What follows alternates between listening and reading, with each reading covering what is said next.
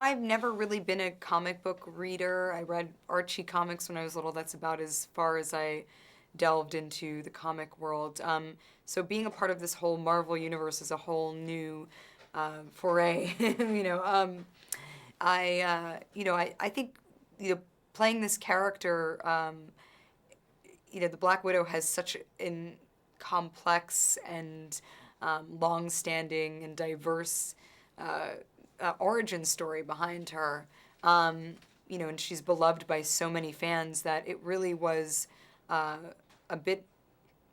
It wasn't that it was daunting, but it was always in the back of my mind that this was going to be my interpretation of the character, and hoping that the fans were inspired by that, so that I could carry on the legacy. Um, uh, it's these movies are really, geared towards fans, and it's an exciting process to be a part of. The character that I play is a very a highly ambitious, highly trained, and and motivated character. I mean, her eyes stay on the prize, and she is a part of a organization that is really bigger than herself, and it's bigger than Iron Man. And her purpose in this film is to, I think, to allow Iron Man to come to the realization, um, or intervene in some way, for him to come to the realization that his ability is really bigger than his ego, and his capability is more important than sort of he could ever have imagined. He's a part of a universe that's much more expansive than he could ever have imagined. And my character does that by any means necessary. There was a lot of training involved. The character is a master of hand-to-hand combat, and so with that comes a dedication to the athleticism required for that, which is, in layman's terms, just lots and lots of training. And, you fail a lot before you succeed, and those failures are always painful.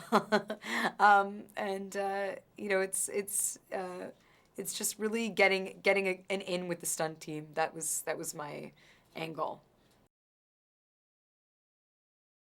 It's funny, you prepare something for such a long time, and then you get there on the day, and there's suddenly all of these new elements there, people, and the floor is slipperier, and there's also smoke in the air, and there's some kind of moisture, and like it's never what you could have imagined in your controlled environment, like in the stunt studio. But I think that Tom Harper, our stunt coordinator, really prepared me for all of that. He said to me, he's like, look, I know we're here in this controlled environment, but I want you to be able to, feel 100% prepared when we get there on the day. And part of that is purely not only to be efficient, but just to be safe. And I have to say that when we were shooting it, it was just kind of like, this is it. This is what we waited for. Probably the first take was really, really awful. And then, you just kind of, you put a lot of trust into your fellow actors, and to, your kind of ability, to remember, to have this kind of muscle memory, and you do it. The costume is it's a sort of a navy blue cat suit of sorts, and it's kind of utilitarian. It functioned very well. It was very flexible. It was breathable, and Mary Zofries, our costume designer, was just an absolute genius in engineering it somehow. It was not uncomfortable. Oddly, it was actually. It really did function very well.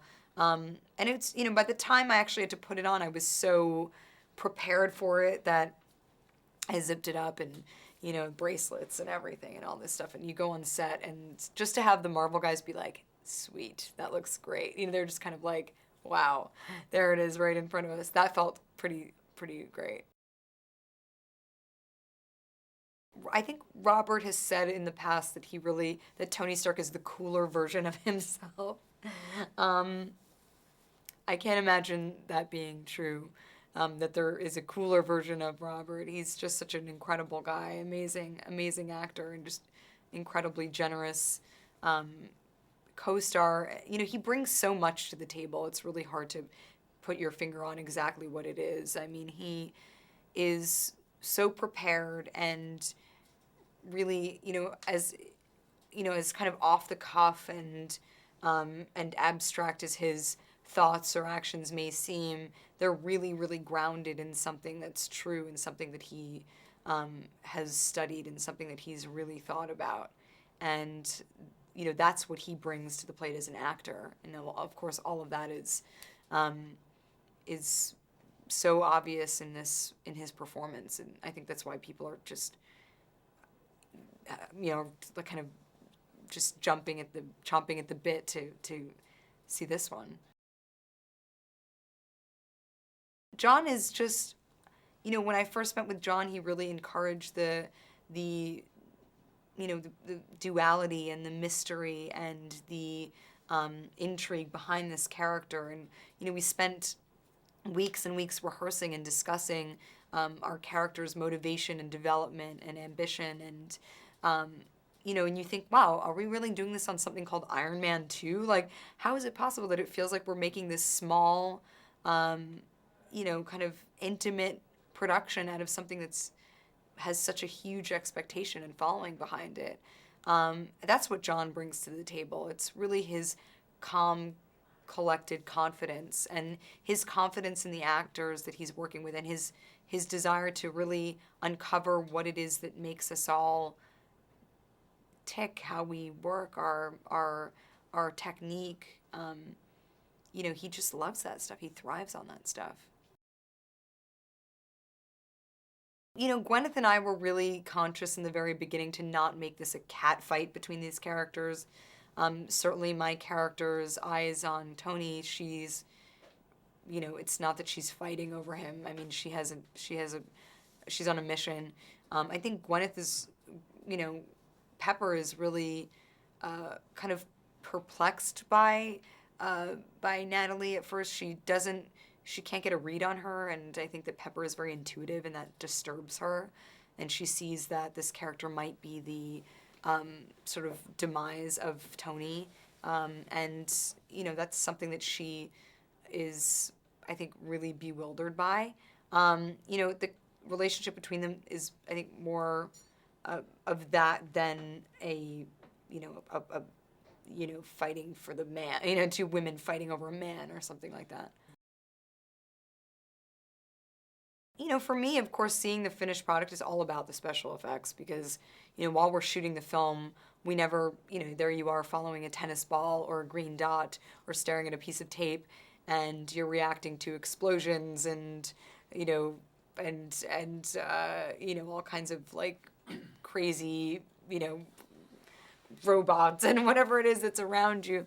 And certainly reading the script, you get all of that action, and then being able to actually see it really there in front of you is pretty exciting.